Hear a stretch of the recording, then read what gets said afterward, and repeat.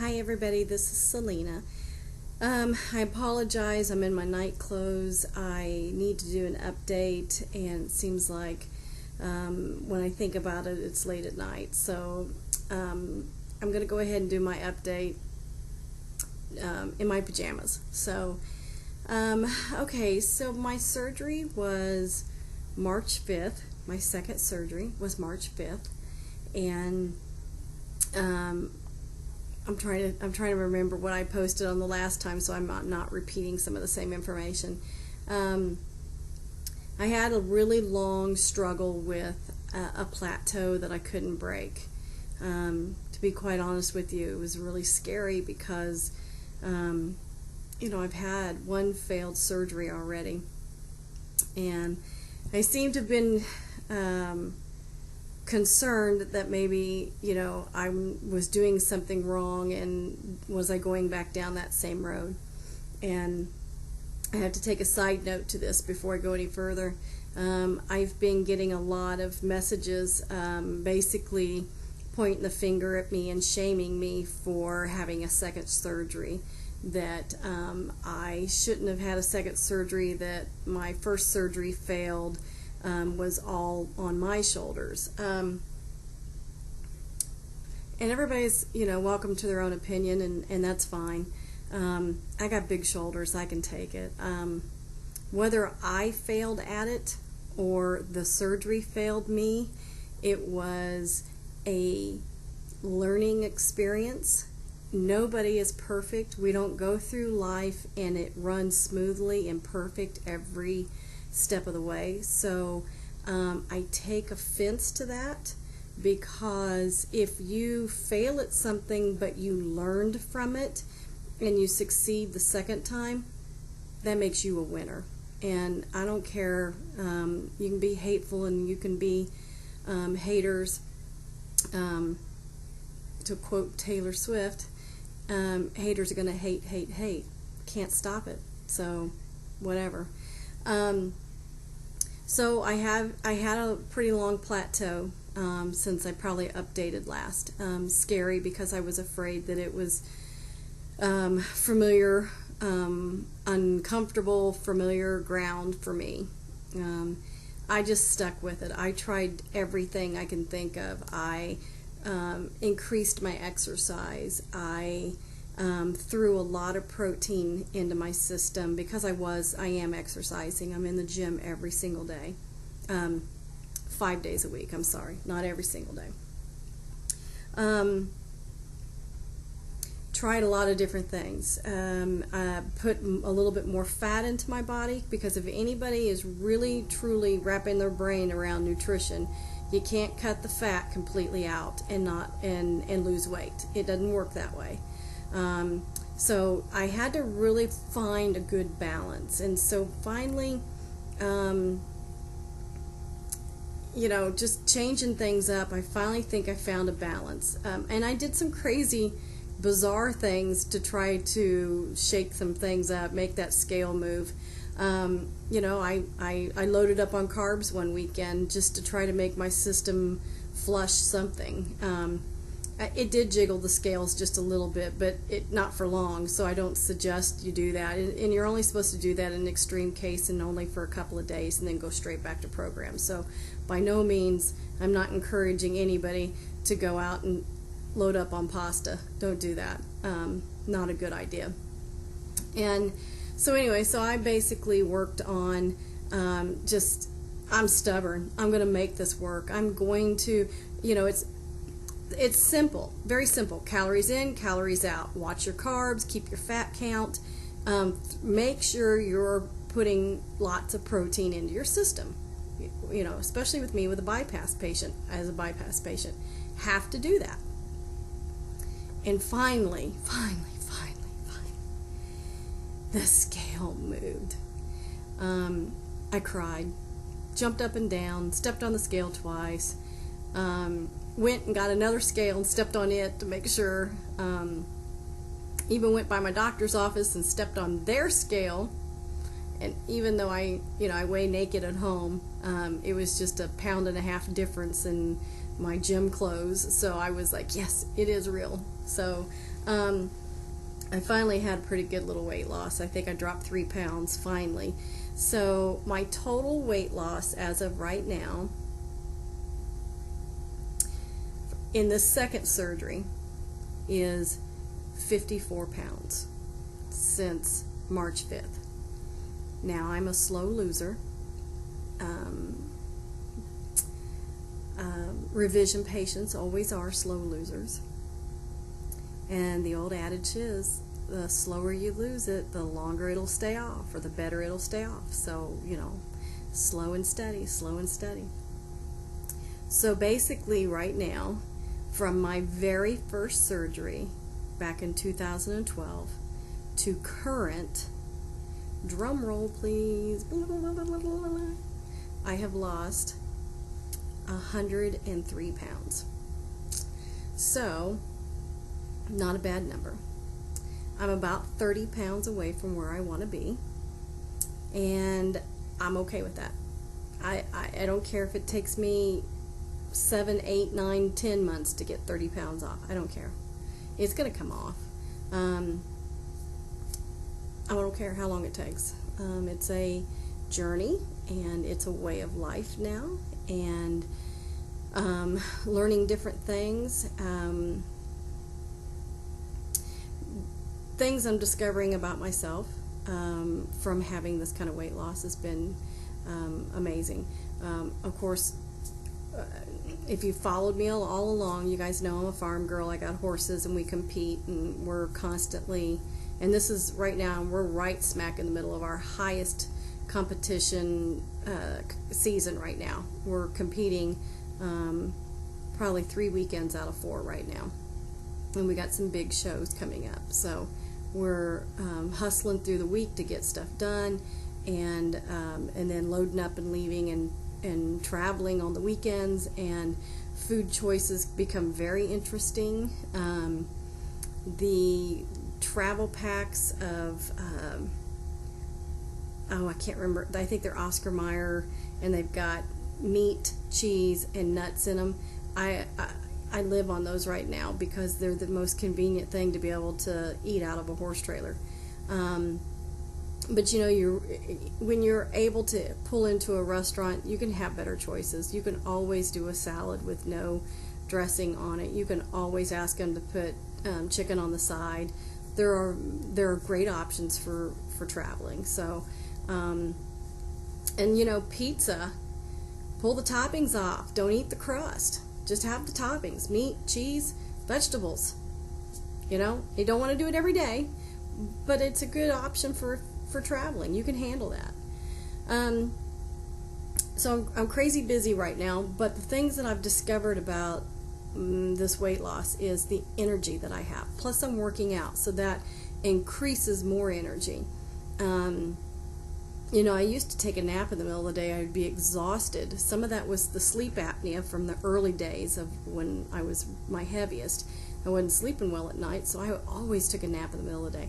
I can't remember the last time I took a nap.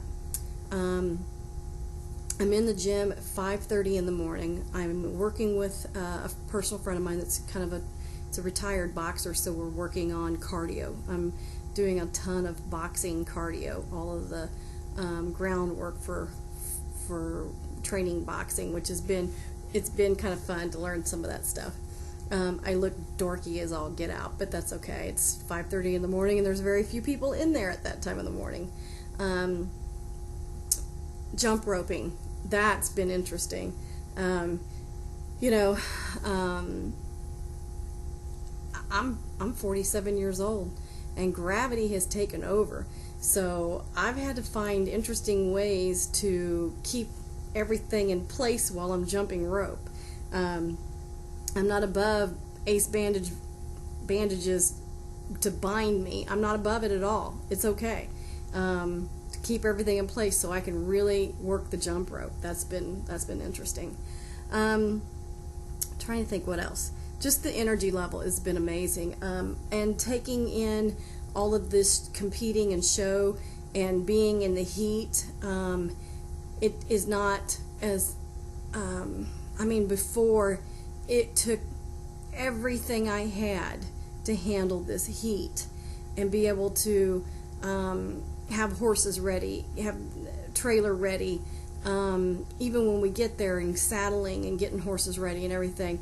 I was exhausted. I was beat. I was defeated at the end of the day. I have energy now. I'm able to do those things. The heat still bothers me, but I'm not, I'm not taken down to nothing at the end of the day. Trying to think what else.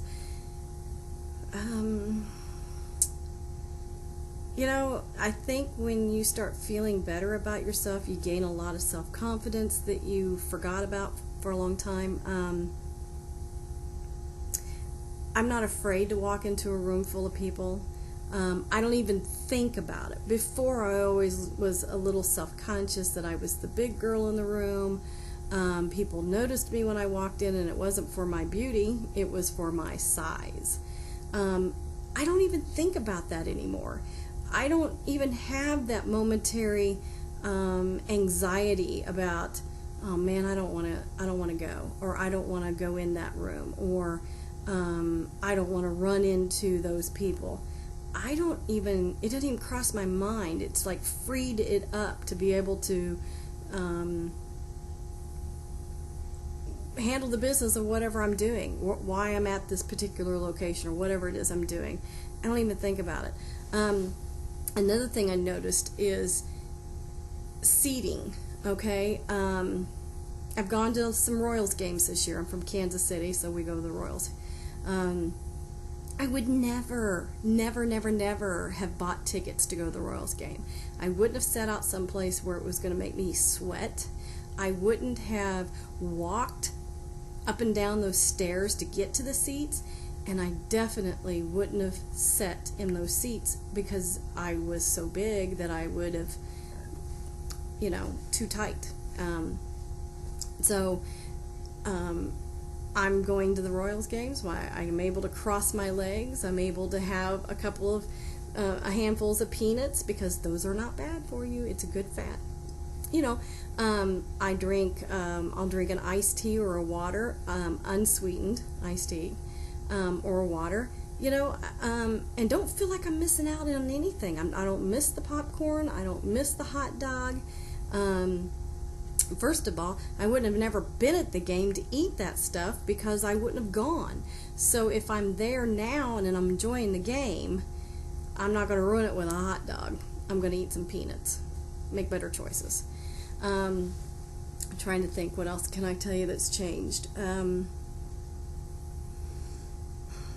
I got my son working out with me. He's showing up at 5:30 in the morning. He's doing a lot of boxing. He's actually, trainer and I work together, and then I go work on weights, and they then go in and are sparring and doing a lot. So it's been a whole attitude change here at my house. The foods that I'm fixing are different and very healthy. I'm a Midwest girl. Meat, potatoes has always been a staple in my home because that's how I was raised and how I was taught to cook.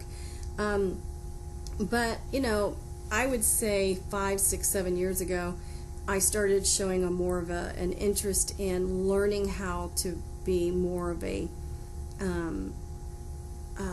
take a culinary approach to fixing meals, more so than just stirring up a batch of gravy and sticking it with potatoes. That's how we used to eat. So now I am really enjoying learning how to cook different recipes. I don't have regular milk in my house anymore. I used heavy whipping cream, and I water it down because it has less calories but has the right fat, and has the same consistency as milk, but it's a much healthier option for making smoothies or anytime you cook with that. So it's been interesting making my recipes using something different that's healthier, using ricotta cheese in some of my recipes that call for sour cream. Or sour cream's not a bad option either. I mean, sour cream is natural fats, so don't cut it all out, the natural stuff.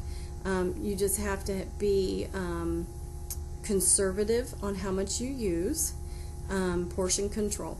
And, once you learn your portion controls, plus anybody who's had surgery, your portion sizes become smaller anyway. My biggest problem still to this day is my eyeballs do not match my stomach. I still want a decent sized plate with food on it. But the biggest thing that has, I think I have tackled this one. In the very beginning, back in 2012, I felt horrible about throwing food out. I couldn't get my head wrapped around taking leftovers home and then not being able to eat them because maybe we weren't at home, we were on the road. I struggled with food that was left in the refrigerator because I couldn't eat it, and then 2 or 3 days in the refrigerator, it's not very appetizing. So I had to forgive myself for that. I had to allow myself to come to terms with that. What you do is your grocery bills are smaller because you're eating less food. So even though I may still be throwing some food away or out, or it's not being eaten, I have to realize that something has to give. I can't put that food in my stomach. I can't eat that food. Sometimes you can't save the food. Sometimes it sits too long. Sometimes you can't share it with your family members. That was the hardest thing to do, was to allow myself to throw away food. And I don't purposely do it. I don't purposely fix too much. I don't purposely make too much food. Sometimes you can't cut a recipe down to the size you actually need it. So, with that being said, those are the changes that at this point, those are the things that I'm thinking about. Like I said, I've had lots of great support from a lot of you. I've had lots of encouragement. A few of you have asked me to update my video blog. And some of the other ones that just haters are going to hate, like, you can't stop it, I'm probably not going to address those. The ones that kind of crack me up are the ones that catch my very first video, immediately judge, immediately tell me, you're a fool, you're foolish, you're full of nonsense, blah, blah, blah. And they didn't bother to research and look and see where I'm at currently. Those are the ones that kind of make me laugh, because I'm like, wow, really? I've gone on and I've lost, 50 plus pounds since that video. I think I know what I'm doing. And even if you don't think I know what I'm doing, politely click the X at the top and move on and find somebody else to criticize. This is my journey, and for the folks that want to share that and ask questions and want encouragement along their journey, I'm here for that. I'm 100% here for that. I do answer, most generally I answer somebody's positive remarks. If they have questions, I try to answer them. I am really busy with going back to school right now. I've got 3 weeks and I start back my last semester of school, my last 4 classes, and I will be finished and have to go back to work like a grown-up. Anyway, so I am kind of busy right now, but if you send something, give me a little bit, and if I don't answer you in a week or so, hit me again and I'll try and get back to you. Anyway, I'm going to go ahead and close for now. I hope that I updated enough and gave you guys some good information. It's been a good week. The scales moved in a decent number. I feel like I'm finally back on track. Not that I was never on track, but only thing I can think of is the old body. She's just said, I'm not giving up. I'm going to hold on. Well, I'm stubborn. I won this battle. So you all take care. If you have any questions, you know how to get a hold of me. I hope I'm giving you good information. I hope I'm encouraging everybody else out there. Anyway, you guys take care. We'll talk soon.